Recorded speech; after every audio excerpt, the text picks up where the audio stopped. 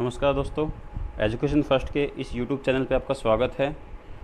आज का जो हमारा टॉपिक है वो एसिड बेस साल्ट के अंदर जो बचा हुआ टॉपिक है वो हम करेंगे। एसिड को अम्ल कहते हैं, बेस को क्षार कहते हैं और साल्ट को नमक कहते हैं। इस टॉपिक को हमने कंप्लीट किया था। इससे आगे इसी टॉपिक के अंदर एक लास्ट पॉइंट बचा हुआ है जो है पीएच स्केल। इस टॉपिक को आज हम करेंगे, पीएच स्केल को। ठीक है। मेरी पीछे की दो वीडियो में मैंने एसिड बेस और साल्ट को कंसीडर कर चुका हूँ, मैं वो कंप्लीट हो चुके हैं। तो अगर आप चाहे तो वीडियो वो जाके देख सकते हैं, आपको एक क्लियर हो जाएगा। आज का जो टॉपिक हमारा है वो पीएच स्केल पे है और पीएच स्केल के अंदर जो है हम पढ़ेंगे कि पीएच स्केल होता क्या है, ये अम्ल और क्षार में कैसे काम आता है और पीएच स्केल के अंदर हम किस किन चीज़ों को यूज़ कर सकते हैं, कैसे ये काम कर सकते हैं। ठीक है। तो सबसे पहले पीएच स्केल की अगर बात करें तो पीएच का मतलब क्या होता है, आपको ये पता होना चाहिए कि पीएच का मतलब क्या होता है। पीएच आपको ऐसे लिखा मिलेगा, कैपिटल पी लिखा मिलेगा और नीचे एच लिखा मिलेगा। ठीक है। या फिर आपको ये लिखा मिल सकता है पी और पावर में एच। ठीक है। आप कैसे भी पढ़ लीजिए, दोनों सेम ही बातें हैं, आप समझ जाएंगे। आपसे कभी सिंबल के बारे में नहीं पूछेगा, बट सिंबल से आपको पता लग जाएगा कि ये टॉपिक क्या है।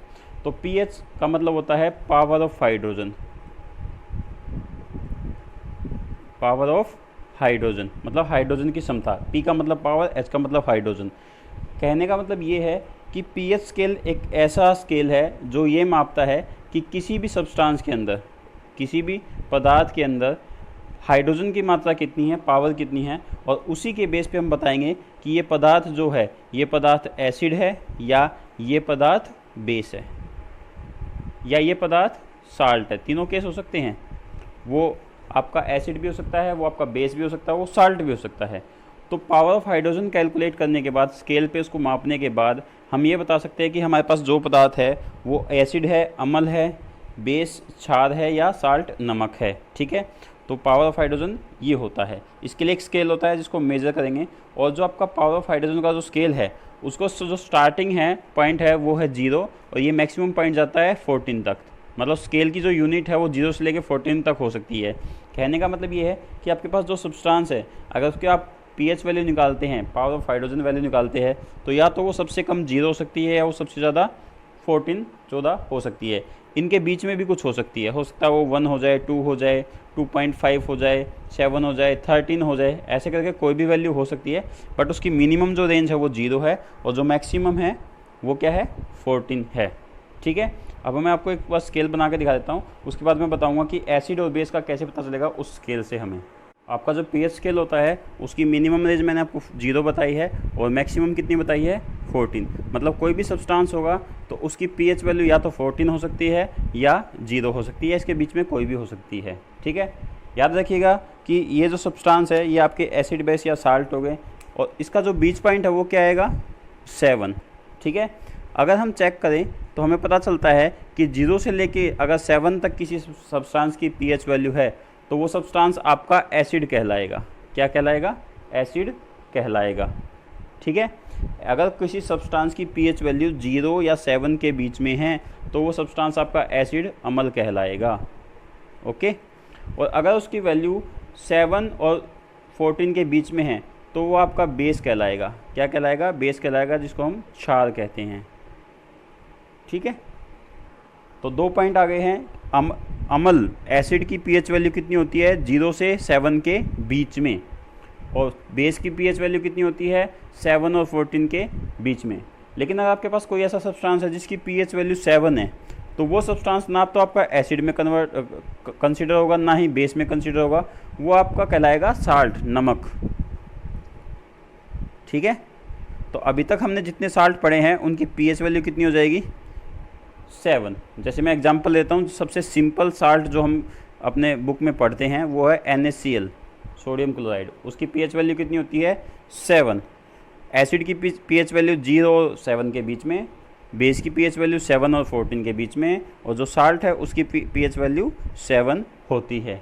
सपोज आपको क्वेश्चन मिले कि एसिड की पीएच वैल्यू 0 से 7 तक, 0 और 7 के बीच में, 7 से बड़ी, तो इनमें आपका ऑप्शन कौन सा आ जाएगा, एसिड की पीएच वैल्यू 0.7 तक नहीं होती है, 7 के बीच में होती है, 7 से छोटी होती है। तो ध्यान रखिएगा वर्डिंग को, वर्डिंग में क्या लिखा हुआ, 0 और 7 के बीच की।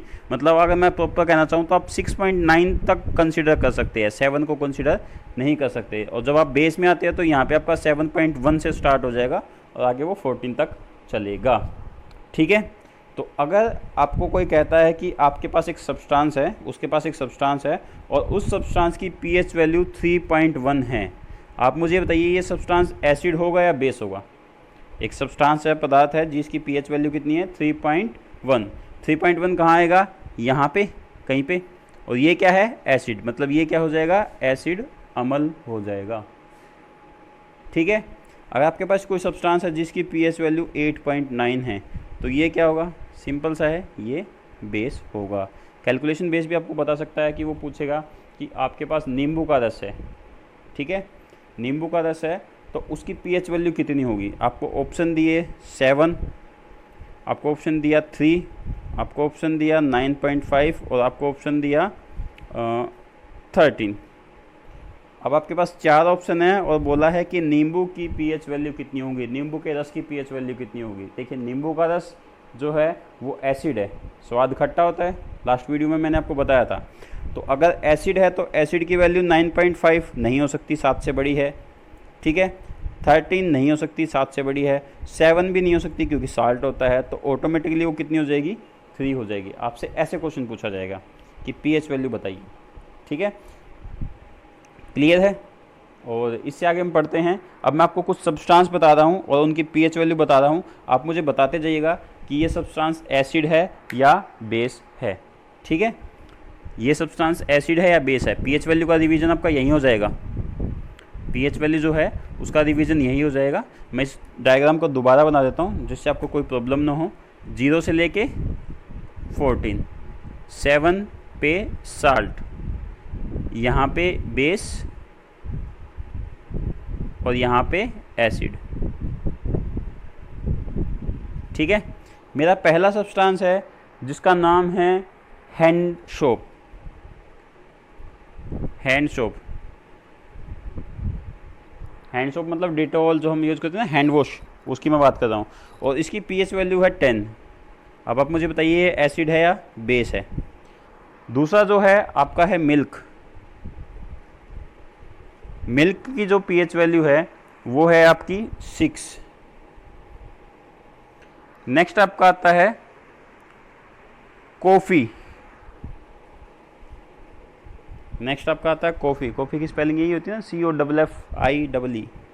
देख लीजिएगा आप कॉफ़ी की स्पेलिंग क्या होती है, COFFEE, सॉरी, कॉफ़ी। कॉफ़ी की जो पीएच वैल्यू है वो 5 है। नेक्स्ट आपका जो फोर्थ ऑप्शन आता है, यहाँ का देता हूँ पहले मैं। फोर्थ ऑप्शन जो आता है वो आपका आता है ब्लीच।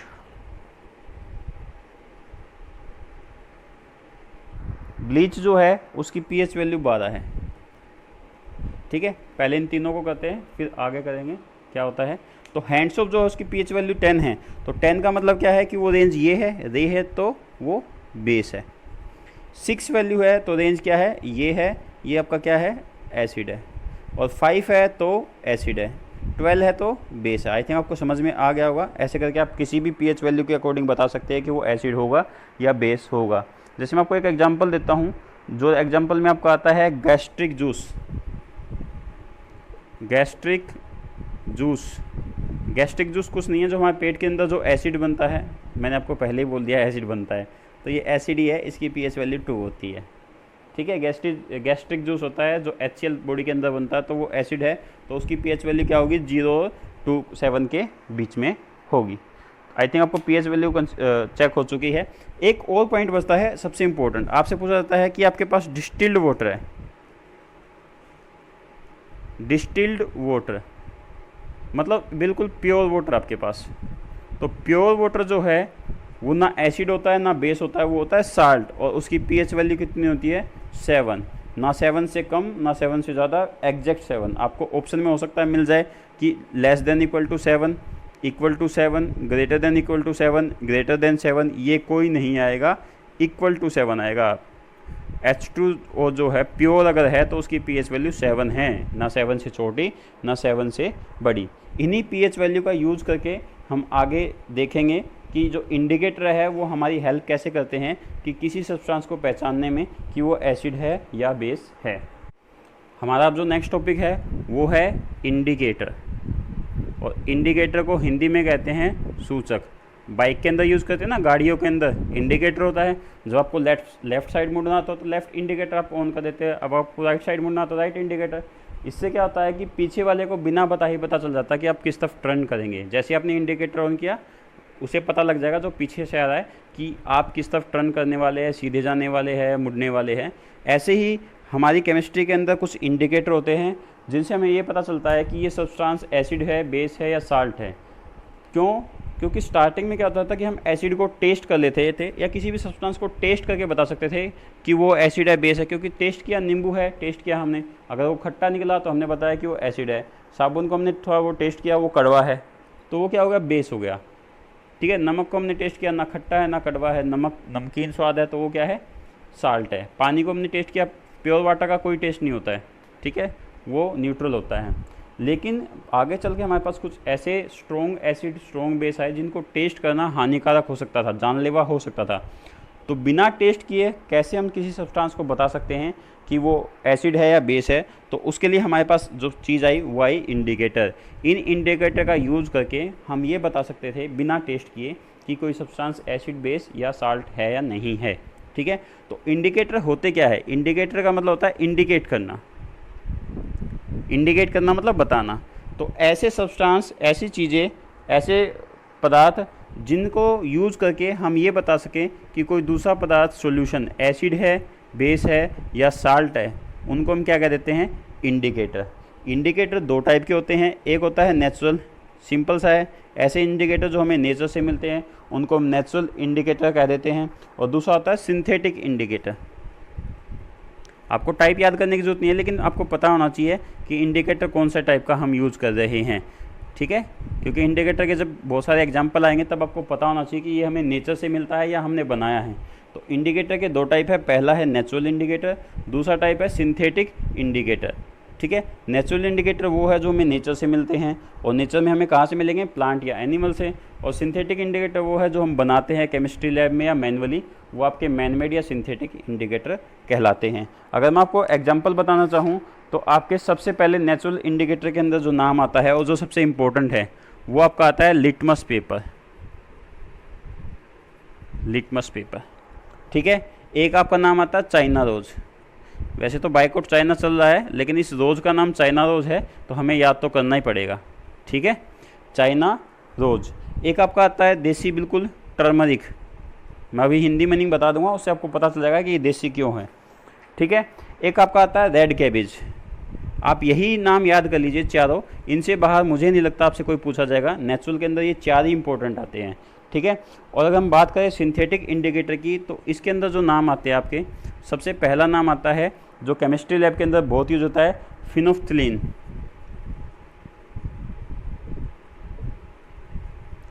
ठीक है, फिनोफ्थलीन हिंदी में लिख लीजिएगा आप। और एक आता है आपका मिथाइल ऑरेंज।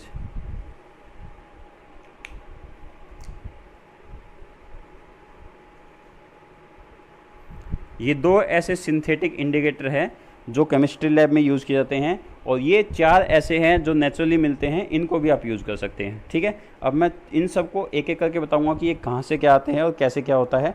ठीक है, सबसे पहले मैं सिंथेटिक के बारे में बताता हूँ। ये इनके नाम ऐसे ही है, आपको यही याद करना, फिनोफ्थलीन और मिथाइल ऑरेंज। ठीक है, ये सॉल्यूशन बेस में होते हैं जो हम यूज़ करते हैं।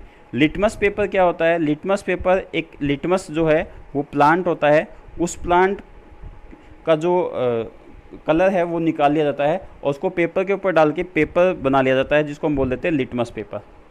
ठीक है, इस लिटमस पेपर को हम यूज़ करते हैं और इससे हम पता करते हैं कि वो एसिड है या बेस है। वो कैसे करेंगे आगे बता दूंगा। नेक्स्ट आता है आपका एक चाइना रोज़। ये एक फ्लावर है जो रेड पिंक कलर का सा होता है। ठीक है, रेड पिंक कलर का होता है, आप इसको गूगल पे जाके सर्च कर सकते हैं। इस रोज़ को भी हम लिटमस पेपर की तरह नेचुरल इंडिकेटर है जिसको हम यूज़ करते हैं। एक आता है टर्मरिक, जिसको हिंदी में बोलते हैं हल्दी, जो हमारे घरों में किचन में होती है।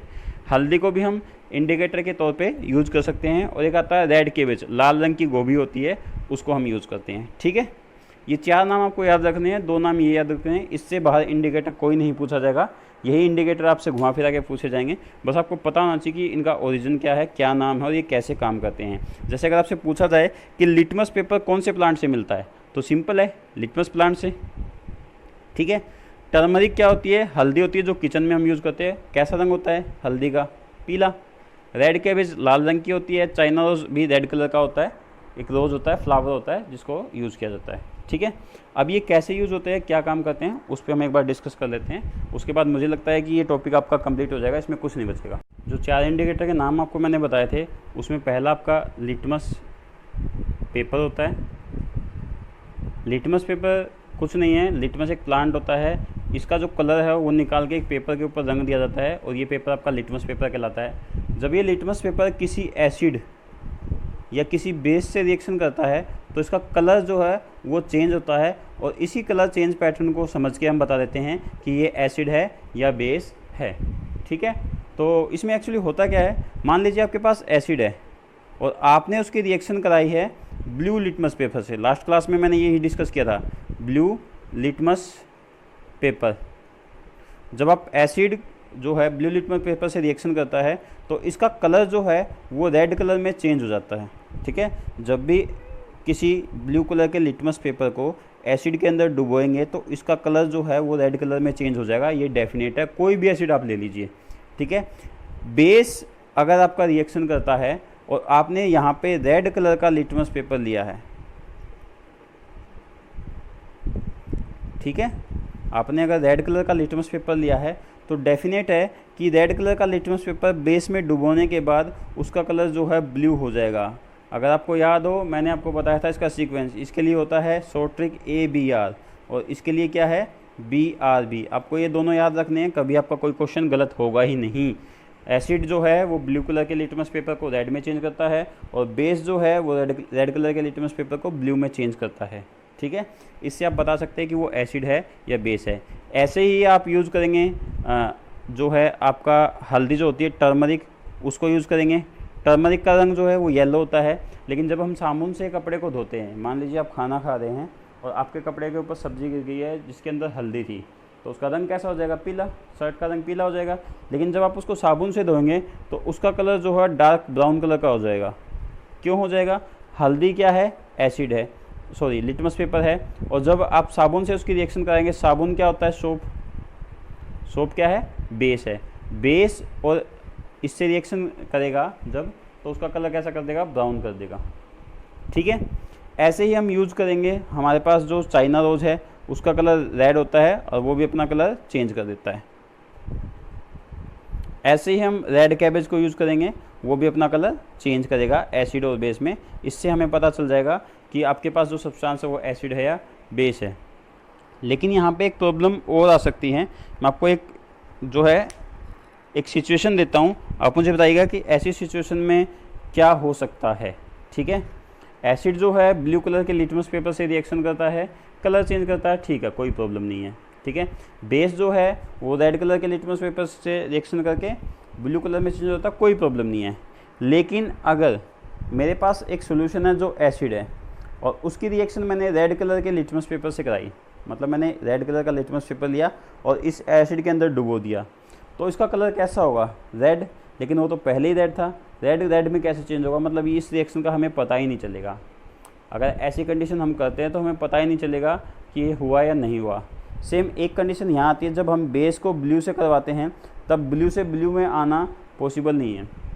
ठीक है, तो ये चीज़ तो हमें पता ही नहीं चलेगा कि ब्लू कलर का लिटमस पेपर दोबारा ब्लू में कन्वर्ट हो गया है। इन प्रॉब्लम को सोल्व करने के लिए एक नया पॉइंट आया, एक नया इंडिकेटर दिया हमारे साइंटिस्ट ने, जिसका नाम है यूनिवर्सल इंडिकेटर। इंडिकेटर का मतलब वही होता है, यूनिवर्सल का मतलब है ऐसा इंडिकेटर जो यूनिवर्सली हर जगह काम करे। यहाँ पे प्रॉब्लम ये आ रही है कि ब्लू लिटमस पेपर सिर्फ एसिड के साथ काम कर सकता है, रेड लिटमस पेपर सिर्फ बेस के साथ काम कर सकता है, एसिड के साथ नहीं करेगा। इस प्रॉब्लम को दूर करने के लिए हमारे पास यूनिवर्सल इंडिकेटर आया है, ऐसा इंडिकेटर जो एसिड पे भी काम करे, बेस पे भी काम करे, और ऐसा इंडिकेटर जिसकी एक ही रिएक्शन से, एक ही बार टेस्ट करने से हमें ये पता लग जाए कि वो एसिड है या बेस है, उसको हम यूनिवर्सल इंडिकेटर कहते हैं। और ये किस बेस पे काम करता है? ये एक ऐसा इंडिकेटर है जिसके अंदर जब आप इसकी रिएक्शन एसिड या बेस से करवाते हो, ठीक है, जब आप इसकी जो है रिएक्शन एसिड या बेस से कराते हो, जब आप इसको इसके साथ मिक्स करते हो तो ये अपना कलर जो है वो पैटर्न में चेंज करता है, ठीक है। एसिड से रिएक्शन करने पे अलग कलर आएगा, बेस से रिएक्शन करने पे अलग कलर आएगा, और इस कलर को मैच करके हम पता कर सकते हैं कि ये आपका एसिड था या बेस था। मतलब ये है कि यूनिवर्सल इंडिकेटर के अंदर आपके पास एक स्ट्रिप होती है जिस पे 0 से लेके 14 तक डिफरेंट कलर होते हैं, ठीक है। जब भी आपके पास कोई एसिड है, क्योंकि एसिड आपके पास दो थे, याद कीजिए, स्ट्रॉन्ग एसिड और वीक एसिड, और बेस आपके पास दो थे, स्ट्रॉन्ग बेस और वीक बेस। तो जब भी कोई एसिड यूनिवर्सल इंडिकेटर से रिएक्शन करेगा तो उसका कलर चेंज होगा, और उस कलर पैटर्न को हम इस पट्टी के ऊपर चेक कर लेंगे कहाँ पे मैच कर रहा है। मान लीजिए मैंने कोई एसिड लिया, यूनिवर्सल इंडिकेटर से रिएक्शन हुई और उसका कलर यहाँ पे मैच कर रहा है, मतलब वो एसिड यहाँ का है, ठीक है। अगर उसका पैटर्न यहाँ पे मैच करता तो वो एसिड यहाँ का हो जाता। अगर हमने कोई सब्सटेंस लिया और उसका कलर यहाँ पे मैच कर रहा, मतलब वो सब्सटेंस क्या है? बेस है, क्योंकि ये भी उसी पैटर्न पे काम करता है, 0, 14 और यहाँ पे 7। अगर पैटर्न में आपको यहाँ पे मैच हो रहा है तो वो क्या है? एसिड है, ठीक है। ये इसी बेस पे काम करता है, 0, 7 और 14। अगर आपका पैटर्न यहाँ पे कहीं मैच कर रहा है तो वो क्या है? एसिड है, और अगर आपका पैटर्न यहाँ कहीं मैच कर रहा है तो वो क्या है? बेस है। इसलिए यूनिवर्सल इंडिकेटर बेटर रहता है बजाय लिटमस पेपर के। ओके, तो ये litmus paper acid base salt के बारे में टॉपिक था। आई थिंक आपको क्लियर हो गया होगा। मिथाइल ऑरेंज और आपका फिनोफ्थलीन जो है वो केमिस्ट्री के अंदर यूज़ होते हैं, वो केमिकल रिएक्शन में यूज़ होते हैं, उनका कलर चेंज होता है। आज की क्लास में इतना ही। कोई डाउट हो तो आप पूछ सकते हैं। Thank you.